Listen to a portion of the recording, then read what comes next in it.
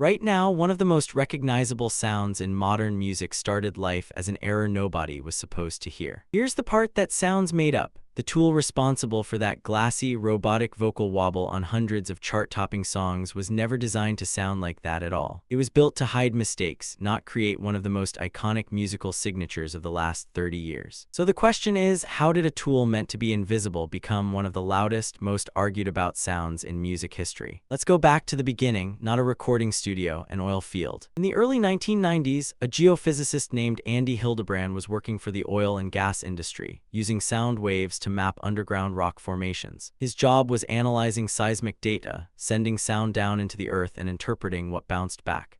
It's about as far from pop music as you can get. But here's the twist. The math Hildebrand used to clean up and interpret those underground sound waves, smoothing out noise, correcting distortion, was mathematically similar to something else entirely: fixing pitch in a human voice. At a dinner party in 1996, someone jokingly asked Hildebrand if he could invent a device to help singers stay in tune. Most people would have laughed it off. He didn't. He went home and started testing his seismic algorithms on vocal recordings instead of rock formations. Think about that. The technology behind Autotune came from someone who spent years thinking about oil deposits, not oboes. By 1997, Hildebrand's company released the software publicly under the name Autotune, and it worked exactly as intended, quietly. Here's what makes this so important. The entire selling point of Autotune was that nobody was supposed to know it was there. Producers used it to nudge slightly flat or sharp notes back into place, invisibly, the same way you touch up a photo without anyone noticing an edit. It was a repair tool, a safety net, not a sound. But here's the but that changes everything. 1998, singer Cher released a song called Believe. And in the chorus, her voice does something strange, a clipped, glitchy, almost mechanical warble on certain words that sounded unlike anything on pop radio at the time. Listeners noticed immediately. Some assumed it was a vocoder. Some thought it was a broken effects pedal. For years, the actual explanation stayed murky, partly because the production team was reportedly cagey about revealing exactly how they got that sound. The answer, it turns out, was Autotune, pushed to an extreme setting it was never designed for. Instead of using the software gently to correct small pitch errors, the producers cranked the correction speed up so aggressively that it couldn't glide between notes naturally anymore. It snapped, instantly, robotically. That glitch became a global hit. Same reaction the label had probably. Wait, that's a mistake and it's a smash. Here's where the story escalates from a fun accident to something that actually reshaped the entire music industry. Because once Believe became a massive hit, that wrong setting, the thing Autotune's own inventor never intended anyone to actually hear,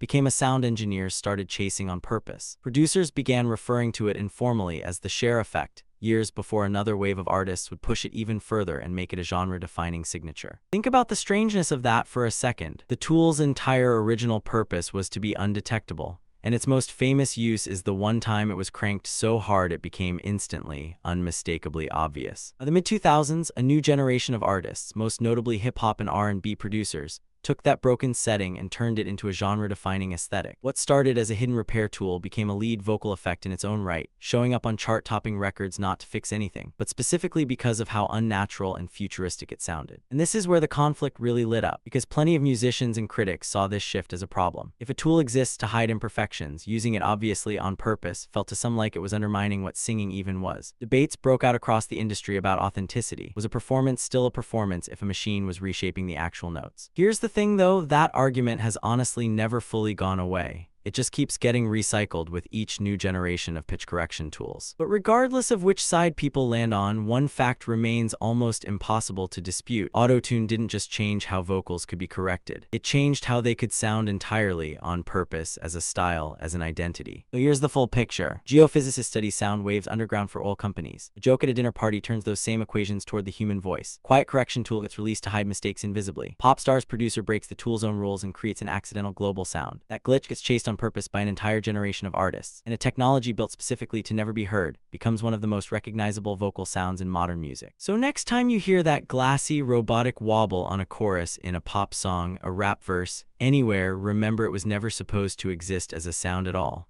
It was a mistake somebody decided to keep. Maybe that's the real twist in all of this. Sometimes the most iconic sound in music isn't the one someone perfected, it's the one nobody meant to make in the first place. If you're into stories like this, the accidents and arguments hiding behind the sounds you hear every day, there's a lot more buried in music history worth digging into.